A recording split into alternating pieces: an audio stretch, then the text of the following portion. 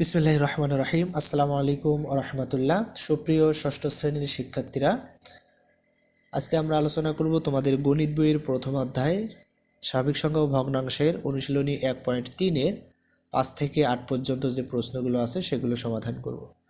তো 5 নম্বর প্রশ্নে কি বলা হচ্ছে যে কোন বৃহত্তম সংখ্যা দ্বারা 100 ও 184-কে ভাগ করলে প্রত্যেকবার ভাগশেষ 4 থাকবে।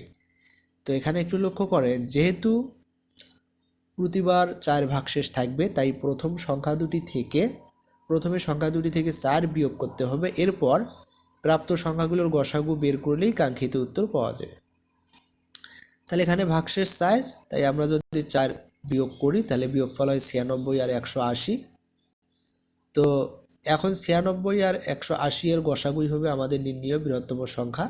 তো আমরা যদি একটু ভাগ প্রক্রিয়ায় দেখি, তো দেখেন, তাহলে 180-র ভিতরে 96 যায় একবার, বিয়োগ করলে হয় 84।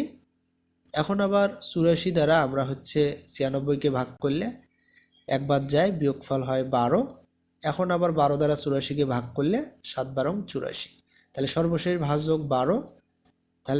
ভাজক 12, তাই আমাদের নির্ণীয় বৃহত্তম সংখ্যাটি 12। এরপরে 6 নাম্বার, কোন বৃহত্তম সংখ্যা দ্বারা 27, 40 ও 65-কে ভাগ করলে যথাক্রমে 3, 4, 5 ভাগশেষ থাকবে। তো আমরা যদি একটু লক্ষ্য করি, তাহলে এখানে 3টি সংখ্যার জন্য আলাদা আলাদা ভাগশেষ দেওয়া আছে।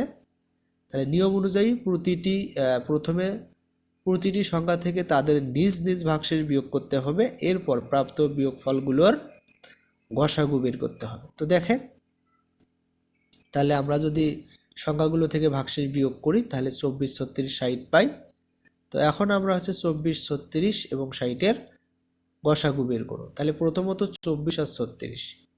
তো আমরা যদি 36-এর ভিতরে 24 যায় একবার, বিয়োগ করলে হয় 12। এখন 12 দ্বারা আবার 24-কে ভাগ করলে 12 2 24। তাহলে 24 আর 36-এর গসাগু 12। এখন প্রাপ্ত 12 এবং তৃতীয় সংখ্যা 60-এর গসাগু বের করতে হবে। তাহলে আমরা যদি 60-কে 12 দ্বারা ভাগ করি, 5 12 60। ঠিক আছে, যেহেতু 12 দিয়ে 60 নিঃশ্বাসে বিভাজ্য হয়েছে এবং তাই আমরা বলতে পারি 3 সংখ্যার গসাগু হবে 12।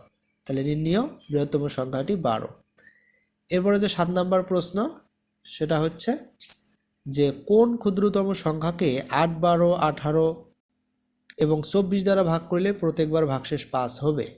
তাহলে এখানে যদি আমরা একটু লক্ষ্য করি, 8, 12, 18 এবং 24-এর লসাগু বের করতে হবে প্রথমে। এরপরে লসাগু হলো এমন একটি সংখ্যা যাকে এই সবকটি সংখ্যা দিয়ে ভাগ করলে কোনো ভাগশেষ থাকবে না, কিন্তু আমাদের 5 ভাগশেষ দরকার। তাই আমরা কি করব, লসাগু এর সাথে 5 যোগ করলে আমরা কাঙ্ক্ষিত উত্তর পেয়ে যাব।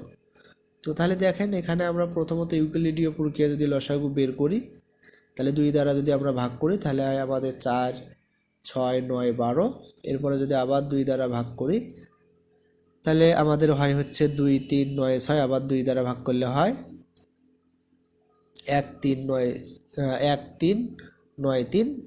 এরপরে 3 দ্বারা ভাগ করলে 1, 1, 3, 1। তাহলে নির্ণীয় লসাগু আমাদের কি হবে, আমরা যদি গুণ করি তাহলে হবে 72। যেহেতু আমাদের কি হবে, প্রত্যেকবার ভাগশেষ 5 থাকবে, তাই সংখ্যাটি হবে 72-এর সাথে 5 যোগ 77। তাহলে আমরা বলতে পারি নির্ণীয় ক্ষুদ্রতম সংখ্যাটি 77। এরপরে 8 নম্বরে বলা হচ্ছে যে কোন ক্ষুদ্রতম সংখ্যাকে 20, 25, 30, 36 এবং 48 দিয়ে ভাগ করলে যথাক্রমে 15, 20, 25, 31 ও 43 ভাগশেষ থাকবে। তাহলে এখানে একটু লক্ষ্য করেন, সেটা এই অঙ্কটি একটু ভিন্ন। এখানে ভাজক এবং ভাগশেষের পার্থক্য লক্ষ্য রাখতে হবে। তাহলে ভাজক এবং ভাগশেষগুলো আমাদের যেগুলো দেওয়া ছিল আমরা দেখালাম। তো এখন যদি আমরা এদের পার্থক্য বের করি তাহলে আমরা দেখতে পাচ্ছি যে সব প্রত্যেকটার ক্ষেত্রে পার্থক্য 5। দেখা যাচ্ছে প্রতি ক্ষেত্রে ভাজক ও ভাগশেষের পার্থক্য একই 5।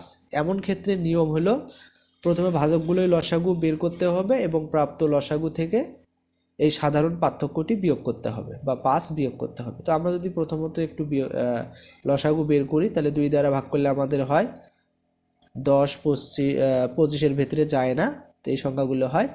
এরপর আবার 2 দ্বারা ভাগ করতে পারি, তাহলে 5, 25, 15, 9, 12 হয়। এরপর যদি 3 দ্বারা ভাগ করি তাহলে এই সংখ্যাগুলো হয়। এরপরে 5 দ্বারা ভাগ করলে আমরা এই সংখ্যাগুলো পাই। তাহলে নির্ণীয় লসাগু হবে আমাদের সবগুলো গুণ করলে 3600। তো এখানে যেহেতু প্রতি ক্ষেত্রে ভাজক ও ভাগশেষের পার্থক্য 5, তাই নির্ণীয় ক্ষুদ্রতম সংখ্যাটি হবে 3600 থেকে 5 বাদ, তাহলে হয় 3595। তাহলে নির্ণীয় ক্ষুদ্রতম সংখ্যাটি 3595। তো আশা করি তোমরা অবশ্যই বুঝতে পেরেছো। কোথাও কোনো সমস্যা হলে অবশ্যই কমেন্টে জানাইতে পারো। তো সবাইকে ধন্যবাদ।